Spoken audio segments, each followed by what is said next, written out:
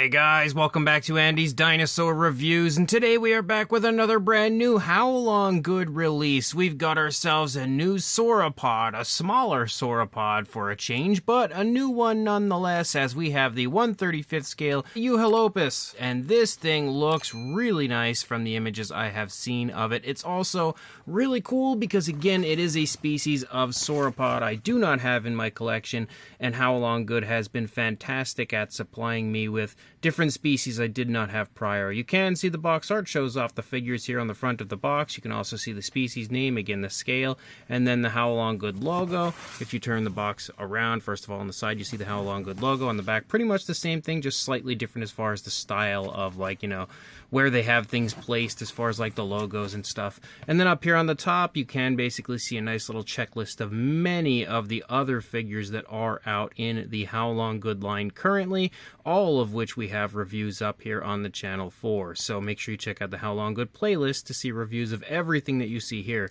But without further ado, we're going to go ahead, pop these boxes open, and check out our brand new Euhelopus. And here is our brand new figure, and maybe the camera angle could be slightly better.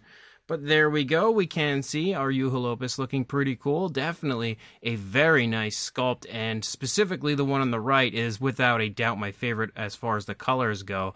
The one on the left is a little bit kind of bare as far as like patterning and stuff goes. It just looks like it could have had a little bit more color to it, but the one on the right is absolutely gorgeous. Either way, again, I think this is another of those instances from Haolonggood where they basically give you a little bit of a flashier version and then kind of like one of those old school kind of classic sauropod sort of colors with the you know, more boring sort of colors where you just don't have a whole lot to them, but they still add a little bit of flashiness. But we'll go ahead and check out the more flashy of the two, and we can see again starting here in the head sculpt.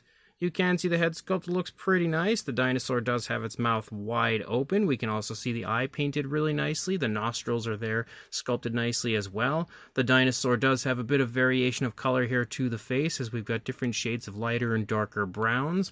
When we turn it and take a look, or try to take a look at the inside of the mouth, we can see the tongue in there. We can also see the teeth down there on the inside of the mouth. The teeth are painted, but they're a little hard to really see how good they're painted because it is a pretty small mouth, and they don't look like they're actually painted on the inside of the mouth on the upper side. It's a little hard to tell because my camera doesn't really want to focus in there, but you can see the teeth are sculpted. We just can't really see if they're painted or not. Either way, I think maybe at one point they may have been painted, but what appears to have happened is they've applied kind of like a pretty impressive kind of reddish wash or something in there, and it looks like it's kind of overtaken some of the teeth as far as the actual paintwork goes. But again, it's a pretty small mouth. You can see it there within my finger. That's definitely one small mouth, so I'm not surprised to see that the paintwork isn't super obvious in there, and it's a little hard to get in there to see it. But as you move up here into the back of the head, you can see again leading into the neck some ridges picking up. They do increase in size before decreasing in size and becoming fairly small leading along the back of the neck. We also have some really nice variation of color as you move down, as you've got some kind of yellowish browns for the majority of the body color, but then you have some darker browns that kind of stripe down along the neck, and they become darker as you move down here. You can see again a little bit of a darker tone right there, and then we kind of lighten back up slightly, but still fairly dark as far as the tone of brown goes.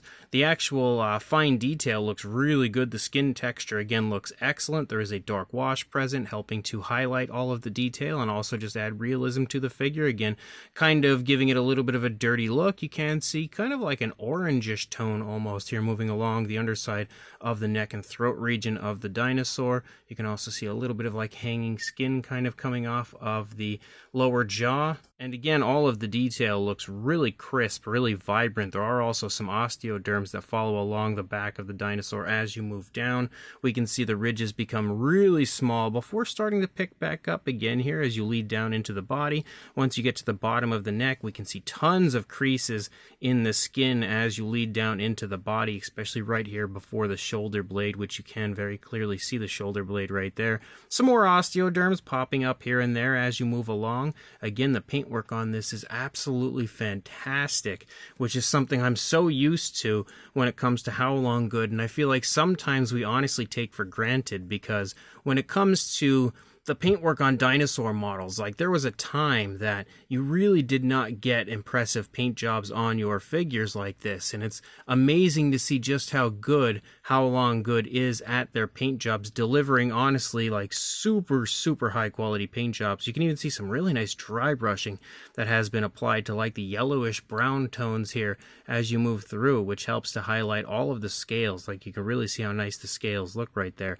As you move down again into the shoulder area and then down into the body, we can see some reddish browns. We did see a little bit of that moving along the back of the neck up here, but they become a bit more obvious as you move down here into the leg, basically starting in the shoulder area. We can really see the musculature of the dinosaur, of the leg as you lead down. You've got the elbow back there. You also have a very nice foot sculpt as you lead down. You've got some creases in the wrist. We can see we transition to a dark gray, but there's a strong dry brushing of a light gray over top of that. And then as you move back up, we can see the skin kind of leading off of the stomach right there. Same deal back here, especially on this side because both legs are kind of spread further apart. So not only can we see the skin stretching, we also have a pretty good visual of the detail here in the stomach. We've got tons of skin wrinkles and folds and stuff as you lead here along the lower part of the stomach.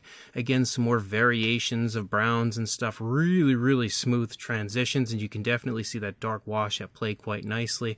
I love the fact that they lighten this up to like a yellowish brown up there. That looks really cool. As we move back, we can take note to the hip bone right there, also the musculature of the rear leg, and also kind of just like sort of saggy skin as you move down along this leg. We can also see that there in the back of the leg. We've got the kneecap right there. Again, that reddish brown with some darker browns moving down, the dark wash still at play, and then again the same sort of look for the foot sculpt as far as like the grayish tone with the light gray dry brushing. We've got the toes sculpted nicely. The nails are painted and sculpted really nicely. I think that whole area just looks fantastic.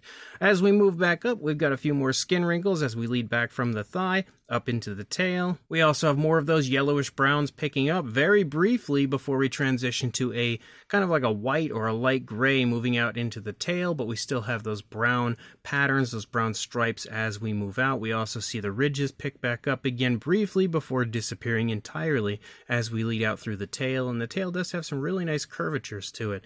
As you move along the underside, the detail again looks absolutely fantastic. We have a cloaca as well as very impressive skin detail down here, really vibrant skin detail, and of course again all of the variation of color pretty much like we had seen through the rest of the figure. And then as we turn it around, you take a look again over here at this side, we can see the face does have a good amount of browns to it, kind of darker browns. It looks really good, I think, from this side, from this angle.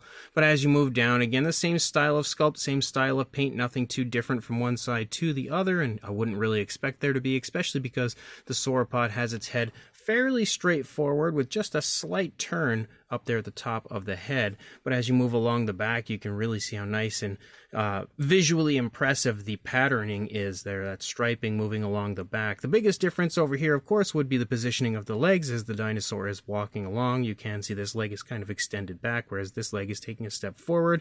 And of course, again, all of the same amount of detail and beautiful paintwork as you lead along. And then, of course, we have the other variant, which, as I stated earlier, is a little bit less impressive as far as the paintwork, but still looks really quite natural. And my camera doesn't want to focus on that head because the head is fairly small, but you can see the eyes painted nicely. They do have a nice gloss coat. There's also a little variation of color that's been added to the inside of the nostrils, kind of like almost like a pinkish tone it looks like there in the nostrils. Basically just a light grayish tone for the face, almost like a grayish blue, and then you can see kind of like some light oranges picking up, like super subtle light oranges with a light tone following down through the neck. We again have the inside of the mouth, which we can kind of see. We can definitely see the teeth are painted right there. You can absolutely see that. Also, again, a really nice gloss coat in there. We can see the tongue.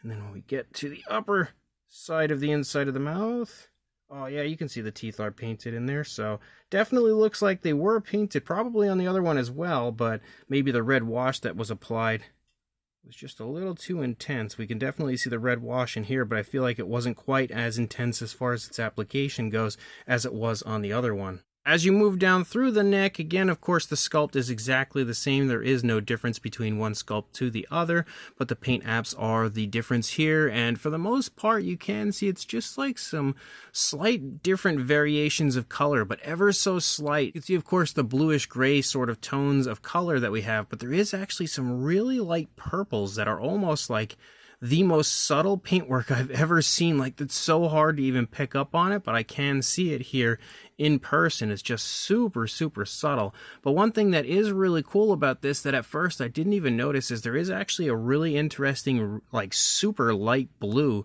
that's been applied. You can kind of see it creeping through some of the areas of the skin. It's not until you really get close that you can pick up on it. Like, I could see it up here as well. But again, I don't know if my camera is picking up on it too well, but in person I can definitely see it. It actually looks a lot cooler here now that I'm taking this closer look than I was giving it credit for. Same deal as you move down, you can see some slight different variations to like the bluish tones. And as you move into the body, it definitely looks a lot more blue than gray. We also have a very nice transition down to a lighter tone of the stomach with that lighter tone picking up, but then again transitioning to like some slight orangish tones. You can really see the oranges as you move up here, but we can even see that a little bit down here on the underbelly. And then we transition down from the legs to a darker tone in the feet, kind of like a dark brown. We can see the nails painted with a dark brown as well. And of course, you're going to see the same thing for the rear foot right there. We see a little bit of that lighter tone traveling up along the back of the rear leg as well. We can also start to see kind of like a striping effect, really, really subtle, really light striping along the back before we lead out into the tail. And again, we pick up that light tone just like we had on the other one. And then again, the patterning with this time, obviously a gray leading out into the tail. Definitely more gray on the tail than blue, which we have more blue than gray here in the body. If we come over to the other side, this is another area where I really feel like you can pick up on the different variations of the blues that are kind of popping up between the cracks and crevices of the skin texture of this version, which again, definitely is more impressive than I think I was initially giving it credit for. But that's pretty much it as far as the coloration goes. You're not going to see a big massive difference from one side to the other when it comes to this one. It still isn't quite as flashy as you see on the first version, but still at the same time looking very good, very natural. As far as the size goes, this one is not the smallest sauropod we've had from Haolonggood, but it's definitely a lot smaller than some of the more recent offerings. You're looking at about 11.5 inches or a little bit over 29 centimeters in length. And then for a height to the top of the head, just shy of about 7.25 inches, or again, just shy of about 18.5 centimeters. For a size comparison, there is Mr. Papo T-Rex, the Attack Pack Colovosaurus, Robert Muldoon, and the Collect Day Human Being next to our Euhelopus from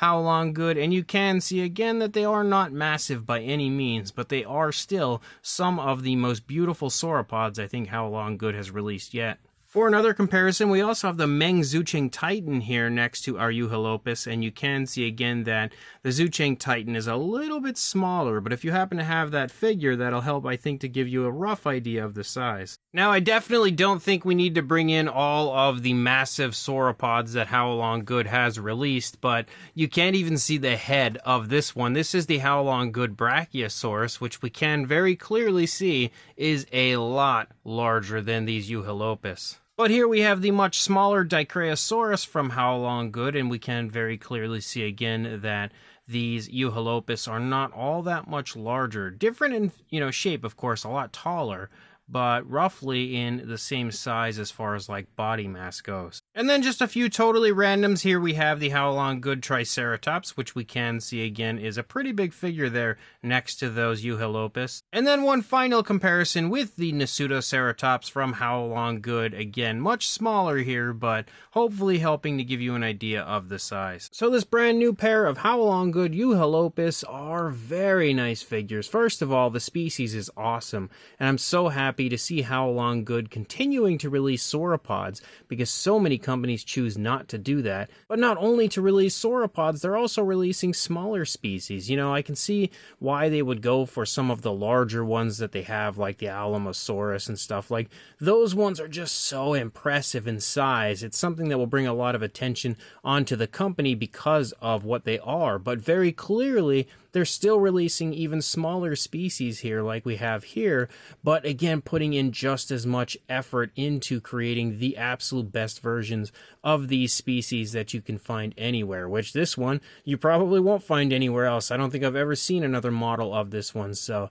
very exciting to have one from Haolonggood. Of course, the sculpt is absolutely fantastic from head to tail. It's as highly detailed as you would expect from Haolonggood, which means it's as highly detailed as it can possibly get. The paint apps are also beautiful on both. One is obviously a lot flashier than the other, but maybe that is the male, and then the other one would be more of like the female, I guess, potentially, because the male is a bit brighter and more colorful, but both look really good. And again, I feel like the grayish blue version might be a little underrated, because it's not until you really see it in person that you can appreciate the subtle differences in color that they've actually added to that one. But of course, the other one does feature the dark wash that I love on different Haolonggood releases. I always enjoy when they release one with the dark wash, because I just feel like it amps up the realism. But without a doubt, two must-haves in my opinion. If you are interested in picking these up, I will include a link in the description to where you can do so on Lana Time Shop right now, because that's where I got mine. So make sure you check that link, definitely pick these up, and like, comment, and subscribe, and I will see you in the next review. Thanks for watching.